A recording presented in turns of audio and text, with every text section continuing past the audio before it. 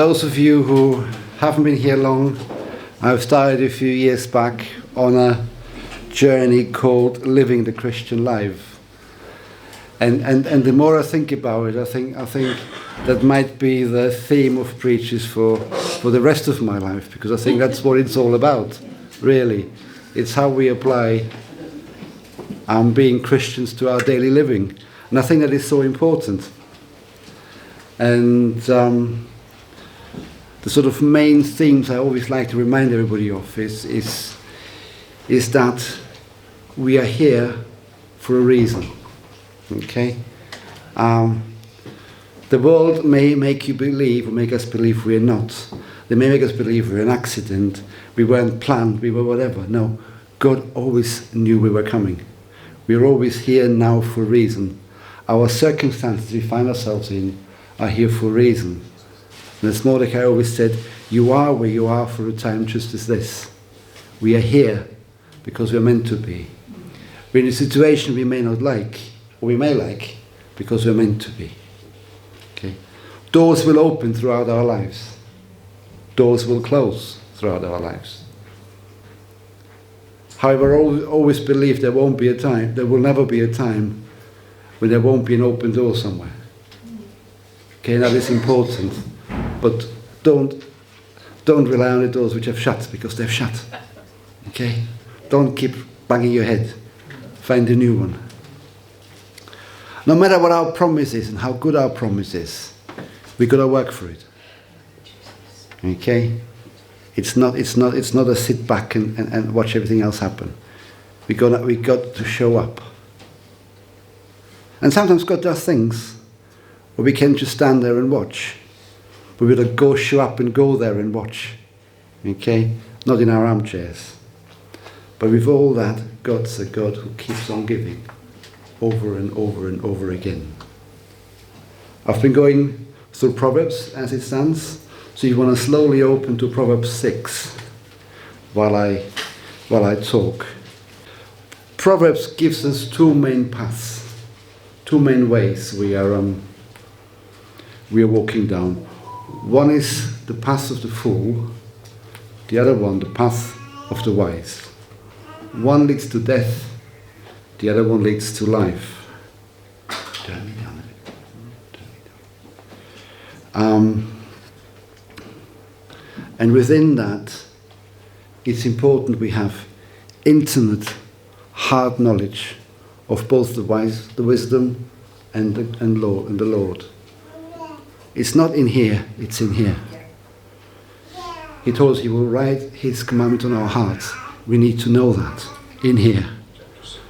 There is the fear of the Lord, which is not cowering, but which is a respectful, reverent, in awe of fear, because he's awesome, not scary.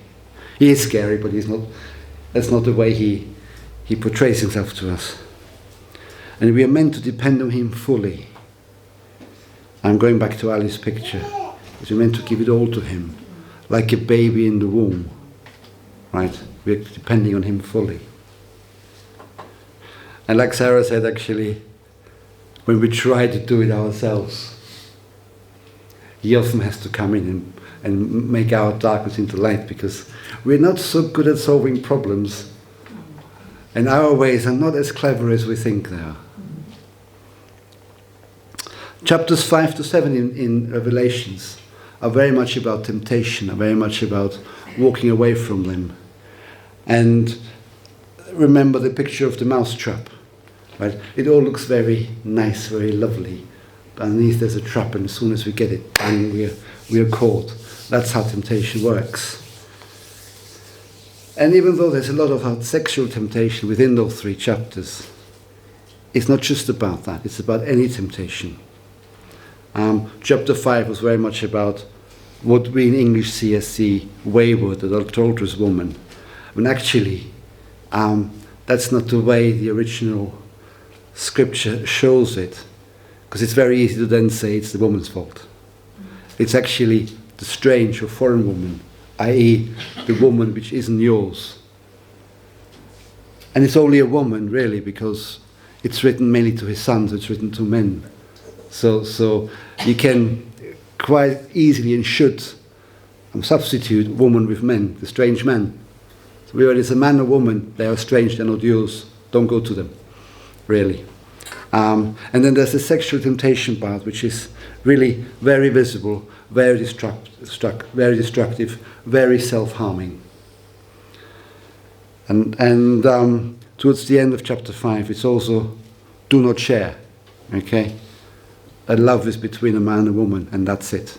There's nobody else coming in. We don't share with anybody else. It's for our own purpose only, between two people. And then actually be driven mad by the love of your own woman or man, the one you're supposed to be with. So that's where we are.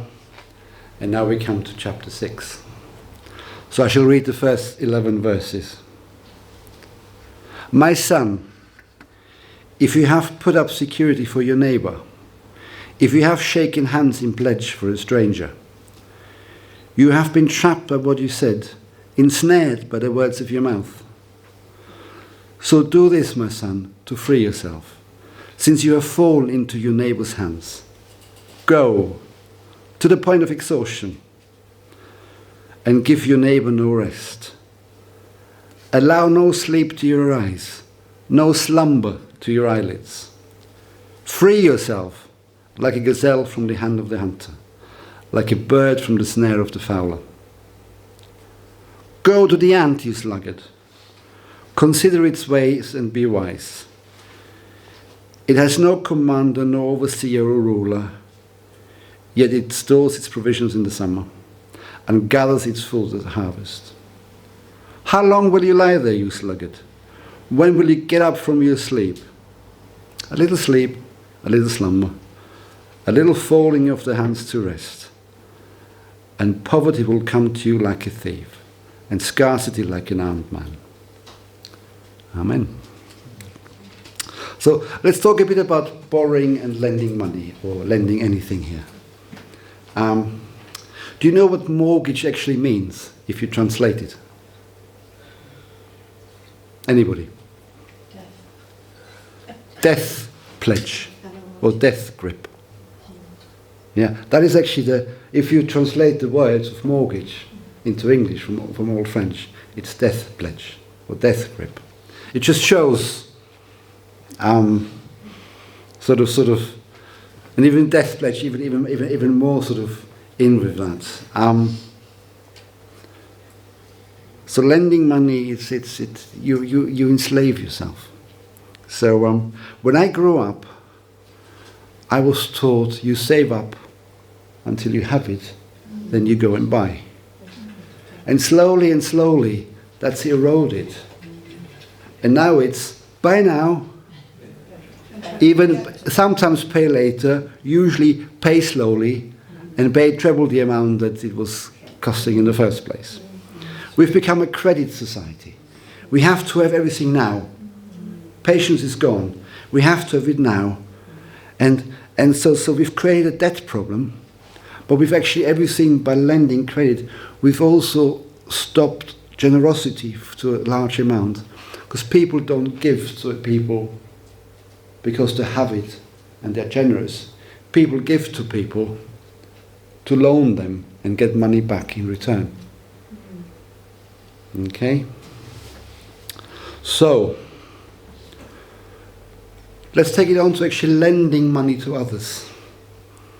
First of all, if you're ever in a situation where you're thinking about lending money to others, know this. You're very unlikely to get it back. Okay? And that is the truth. You're very unlikely to get it back. Anybody who's ever lent money to somebody will probably agree with me on that one. So what happens is you end up chasing people for money. People stop talking to you because they're embarrassed they can't pay back. They will avoid you because they see you as the debt collector coming to collect their own debts. What happens is a breakup in relationship. Okay? Unless they come to you for more money. Which happens as well. So it actually destroys relationships. My stepdad used to say, don't lend what you can't afford to give away. If you rely on that money to come back to you, you're in a bad place. And in fact, in his mind, whenever he lent money, he actually gave it. Yeah. Because he said, if anybody ever pays me back, it's a bonus. Okay? So he actually was very generous, and he never chased it either, because he had seen friendships go sour because of that. Now let's go back to actually what Proverbs is saying. It's not talking about lending or borrowing. It's talking about putting up security. Okay? Like being a guarantor for somebody. If you put up security for your neighbor or a stranger. The Hebrew for neighbor, it's used actually means friend, i.e. somebody you know. So being a guarantor for somebody you know or somebody you don't know.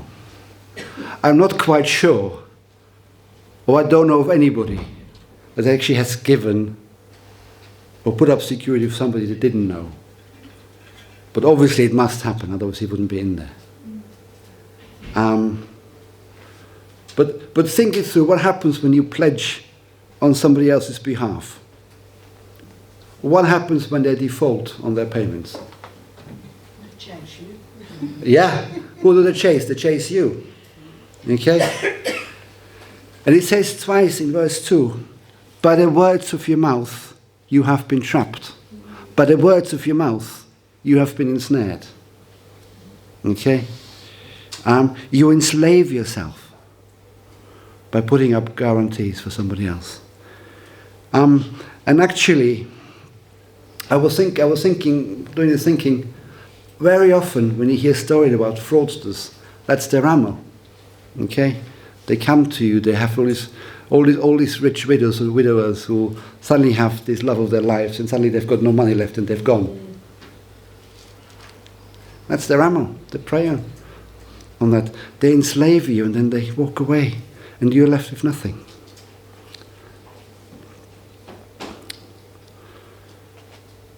So then it says, you have to, in verse 3, you have to free yourself. You've enslaved yourself, go free yourself. Go to the point of exhaustion, give your neighbor no rest. The word the Hebrew uses for going to the point of exhaustion is actually go and grovel, go and beg, right? And then it says, exhaust your neighbor. Why? Because if they default, they come after you, as Gwen correctly said. Okay? The worry, the sleepless nights about that debt is not theirs, it's yours. Okay? So you've got to do all you can do to make sure they keep paying that, because otherwise you may be in lots of trouble.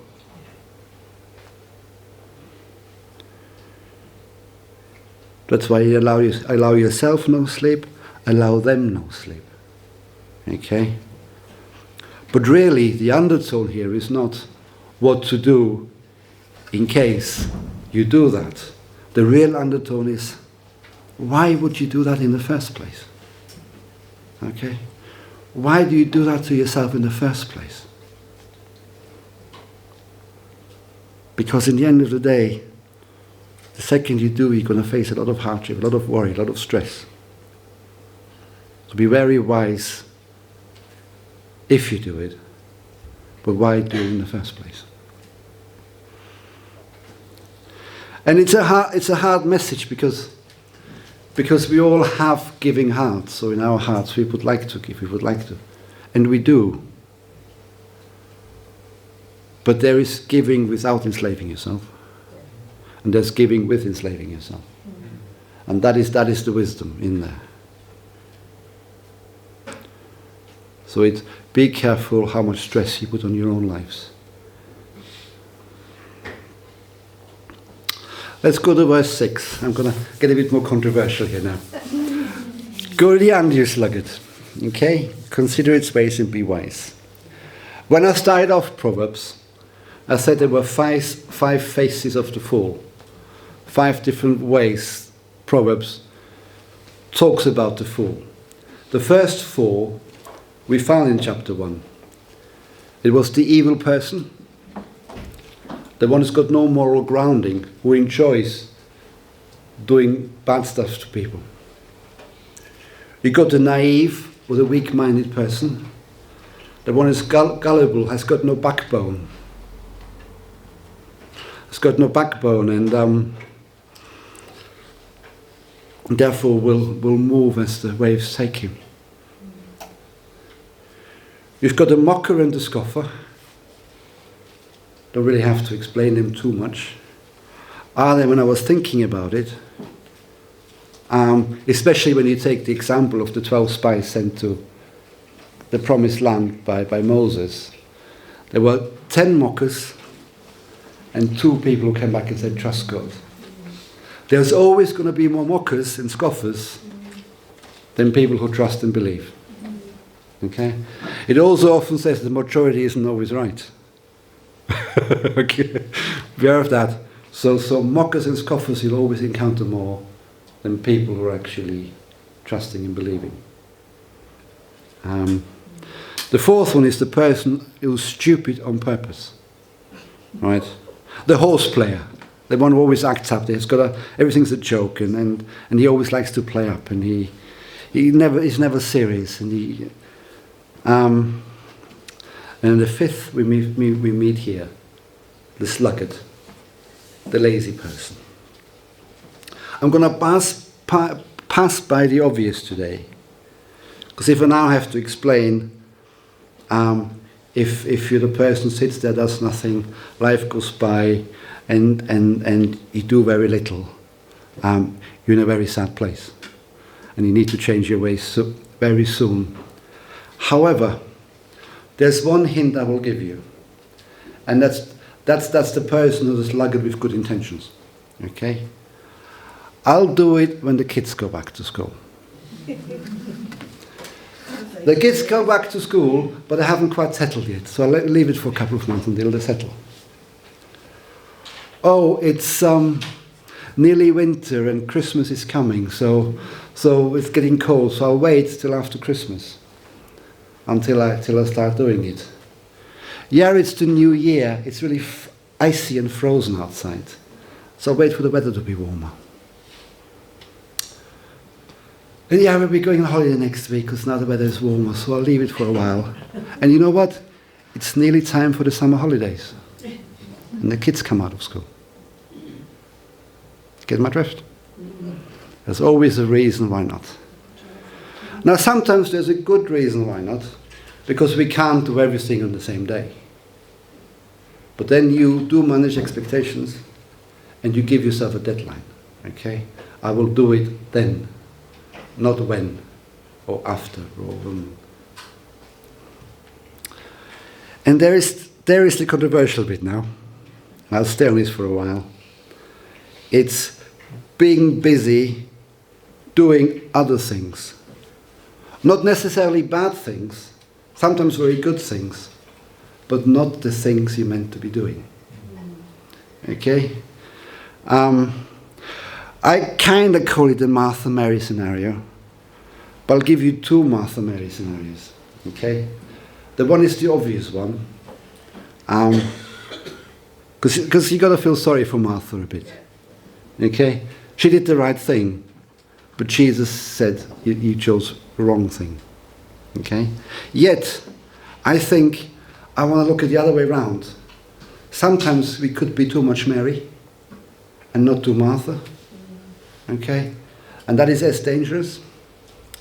But before I give you the 2 scenarios I'm going to give you, I'm going to explain myself first, because otherwise I might get lynched.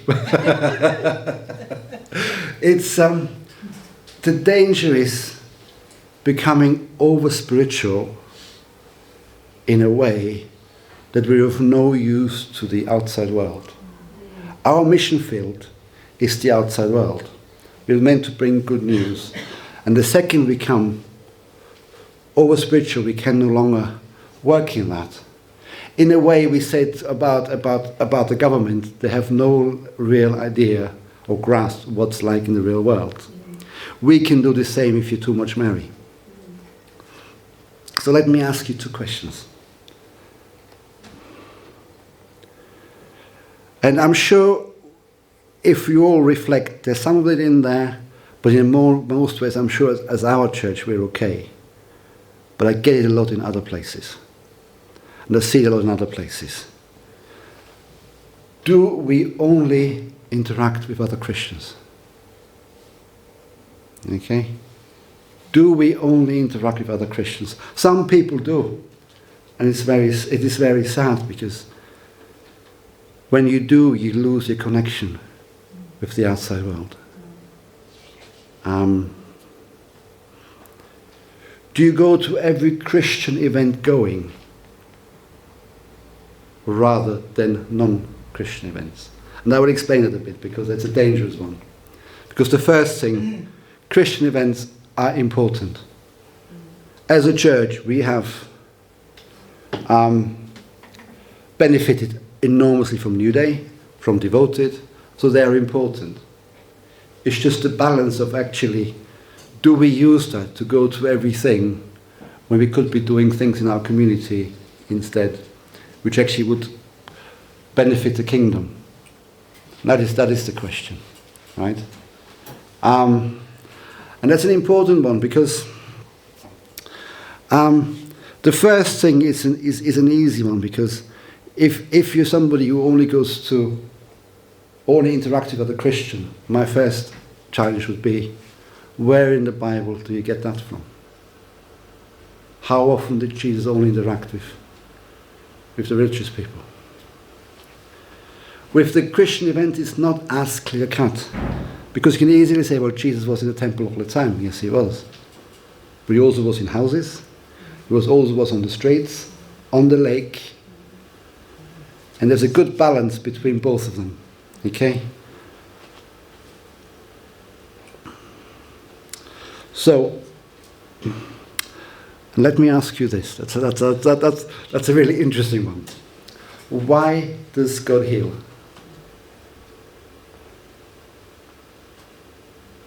Anybody? Why does God heal anybody? Why does he give prophecy? Why do we get words of knowledge? Why? For what purpose? Is it to make our lives better, easier, more comfortable? For God's glory.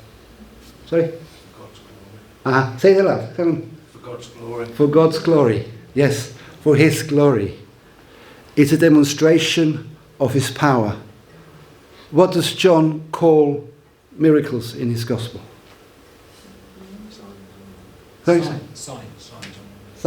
Signs. Yeah. The signpost to who? Jesus, yes. So it's to demonstrate his glory.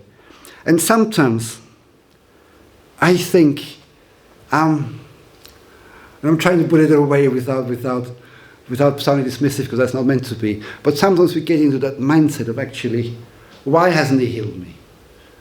Or why am I still uncomfortable? And that's not the point. The point is he heals to show his power, not to make us feel better. And but the next question is, for all of us, how often do we use God's gifts in here? And how often do we use them out there?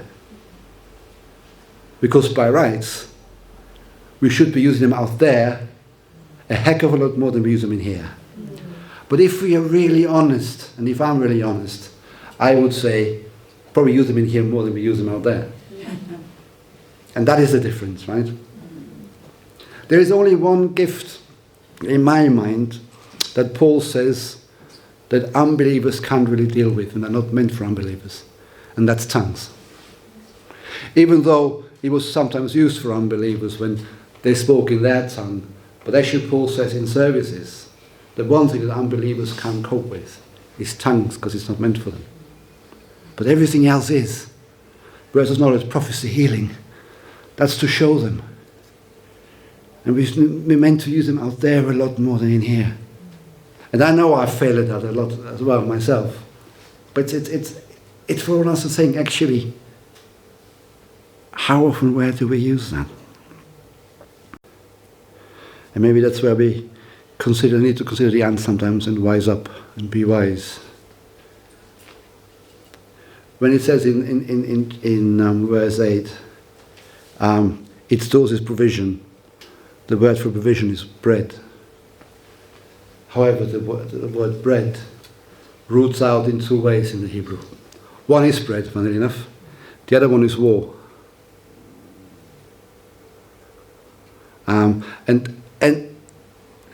And while nobody is 100% sure why that branched out that way, it's the thought is that actually in ancient wars you got provisions for yourself. Yeah, you conquered and took. Plundered, that's the word, yeah. And the picture here is the ant doesn't only gathers bread in the summer. It fights its battles. It gets everything in the summer. Right? And the summer is right here, right now. So for us, it's being out there, being in the battleground, in God's army, and being working and being effective and demonstrating God's power through us.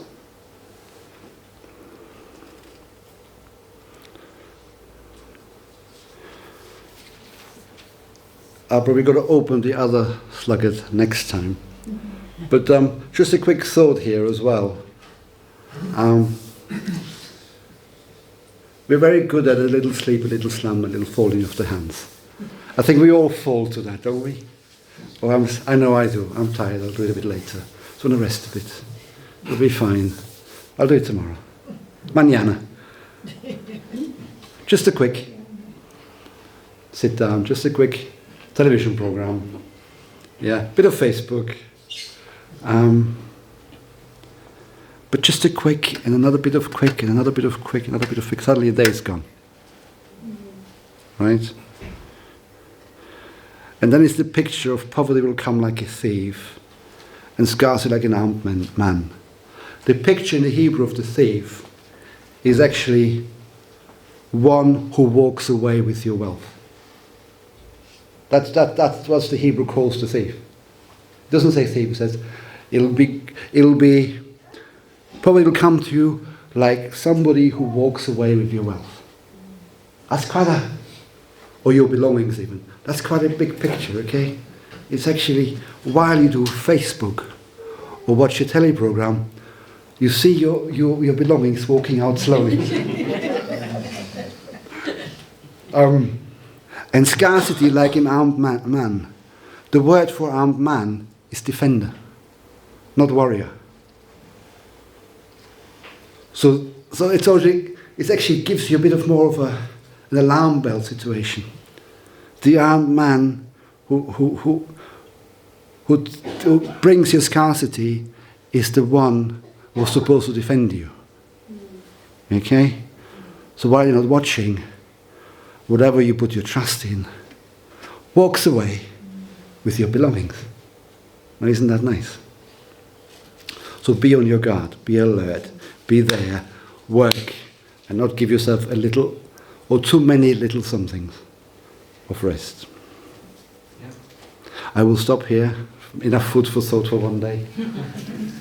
Lord, I just thank you for your scriptures. They give us insight, they give us little warnings, they give us pictures, and they give us messages, what things we should do. I just pray that your hand will be on us today. Your hand will be sort of guide us as we go out. Let us be less slumbersome, but more active. Let us be out there in the wars. Let us not concentrate on things which are nice, but things which need doing. Lord, I just pray for your spiritual gifts, not just in here, but very much out there. But also give us the boldness to do that, because that is a difficult bit. And Lord, be with us, because we all have the heart of growing your kingdom and growing this church and changing Telford into a more Christian Telford. I just ask for us, you to guide us and strengthen us and give us the boldness. We ask in your name. Amen.